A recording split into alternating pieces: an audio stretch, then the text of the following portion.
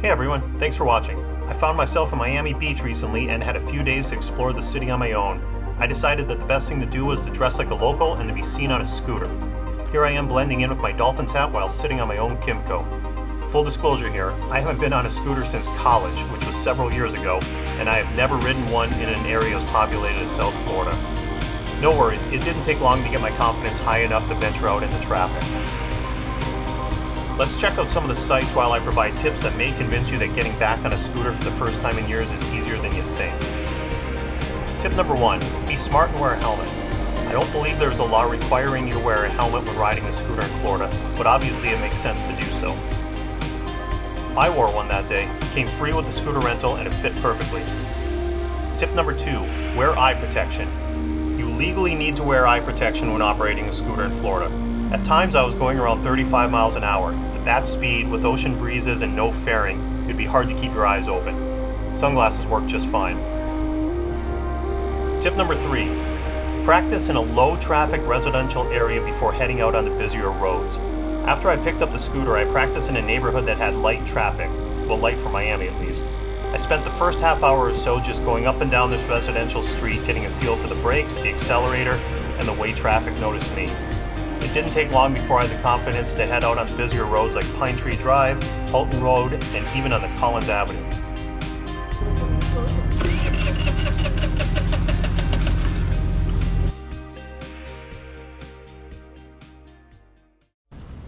Tip number 4, rent the scooter for the full day. This will give you time to practice as well as enjoy riding once you get comfortable.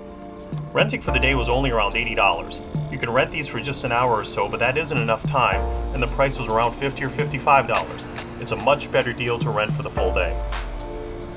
What is great is that the rental includes liability insurance, unlimited mileage, a helmet, and a lock. Just show up with your driver's license, either one from the United States or your home country. Where I rented, you needed to be 18 years or older. I think that's the law in Florida, but check with the rental company if you have questions. Tip number 5, just about everyone fits on a scooter. The scooter is 49cc, so you don't need a motorcycle license. I was originally concerned that I was too big for it, but that wasn't the case. I'm just over 6 feet tall and fit fine while riding.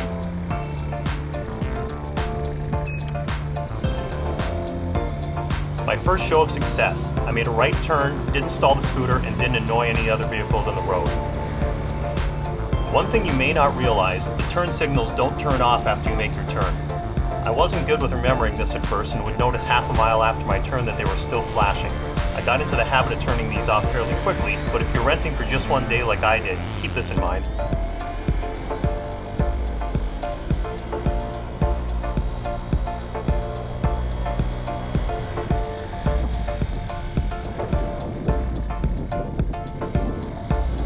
My second show of success. I passed a car that was slowing down, likely to look for an address, and I didn't cause any confusion or upset the driver. I'm getting good at this.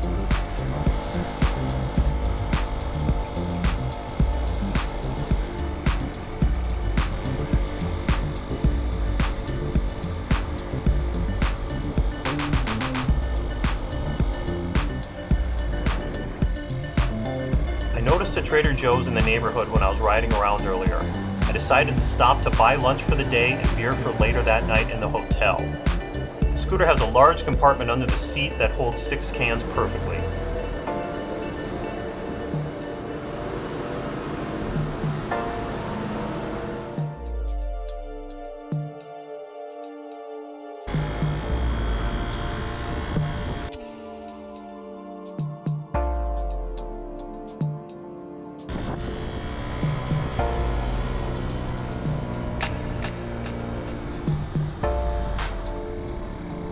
Tip number 6, pay attention to parking and traffic laws. You can park in any legal parking space or designated scooter parking space. Don't park on a sidewalk and certainly don't park in front of any fire hydrant. Just be smart and when in doubt, ask. Naturally, all traffic laws apply to scooters just like they do with cars, motorcycles, and bicycles.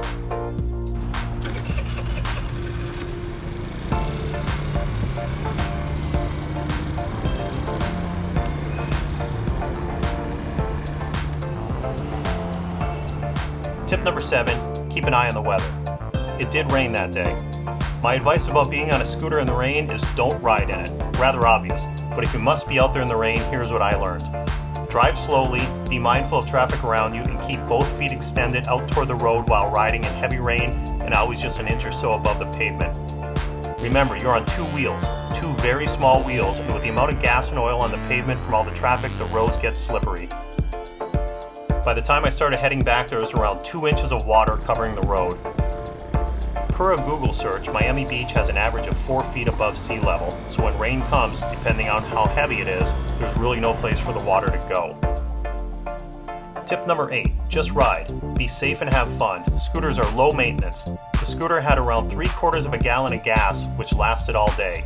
You don't need to return the tank full, and even if you do have to buy gasoline, a couple dollars will be more than enough for the entire time you're riding.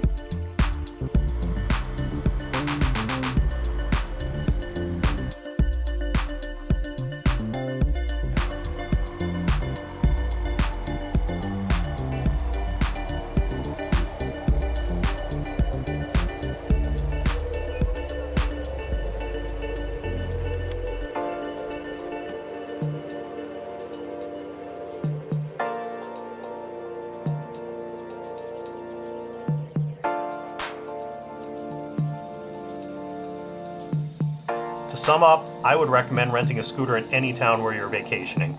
It'd be more fun with other people, but I still enjoyed the day on my own. For less than $100, it's a fun excursion and also serves as transportation that gets you to all the sites wherever you're staying.